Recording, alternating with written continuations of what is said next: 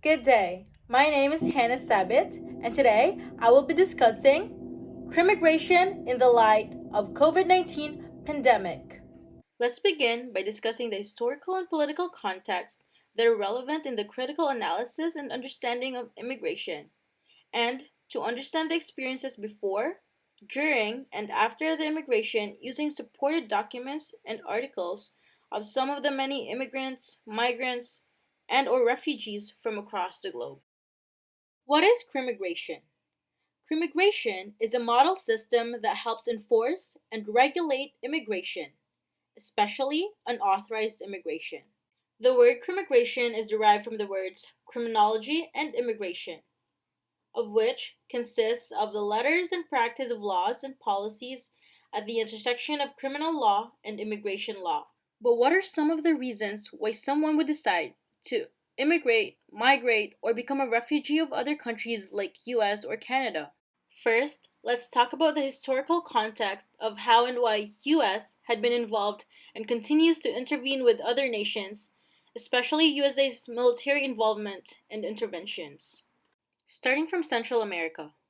The article Trouble in Central America, Honduras and Rebels by MJ Rawl shows how U.S. economic and military interventions throughout Central America shape the experiences of Central Americans and how these experiences could potentially influence immigration and migration. Military involvement by the U.S. put more strains not only on the economic status of people, but significantly on their hope of achieving freedom through democracy.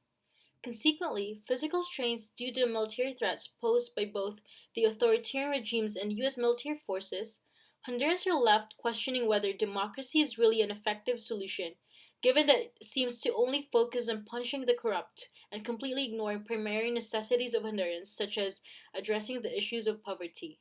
The continuation of government corruption and violation of human rights through autocracy left Honduran public opinion in support of democracy deeply split.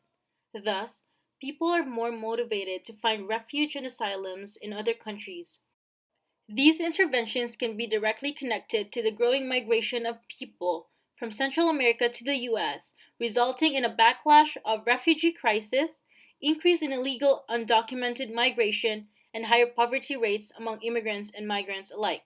Indeed, US played and continues to play a huge role in making the living conditions of the people in Central America worse than they already are. Yet, they continue to implement tactics that put these affected people in more vulnerable, unlivable, unjust, and traumatizing conditions. Similarly, in the Middle East, the civil war in Syria best explains how US continuous economic and military interventions only do more harm than good.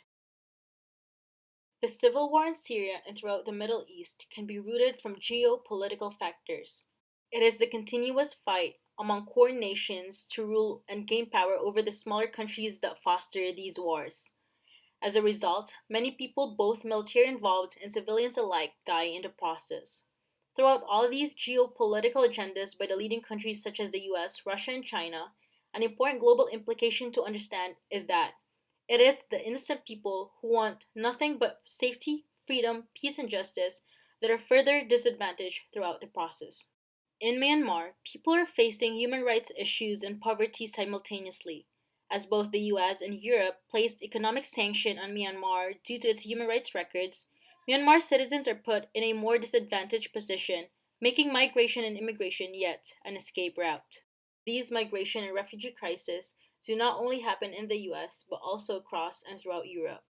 It is important to note that escaping the wars and moving across countries and across the globe is only the beginning of the struggles faced by these immigrants, migrants, and especially refugees.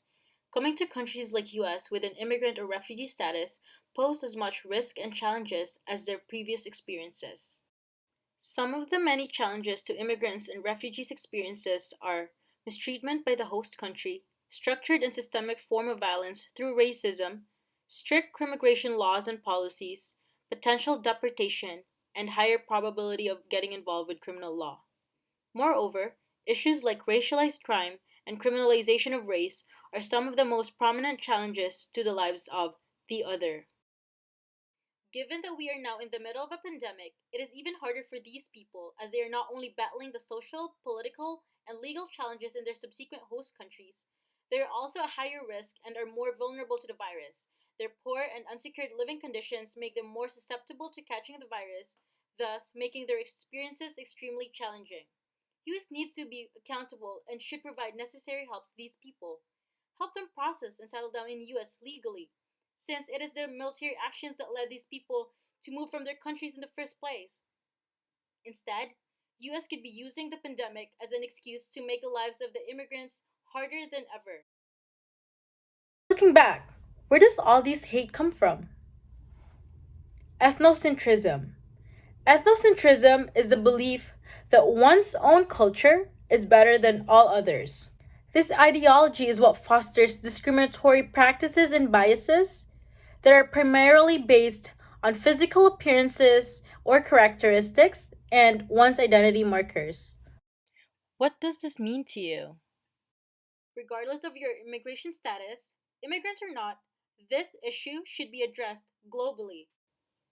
What we do about this, how we address these issues, reflect not only on the criminal justice system and immigration system, but it sets a collective stance of the society as a whole. Nonetheless, what we do here in Canada and in the US today would set an example that would be reflected globally. Thank you all for listening and have a wonderful day.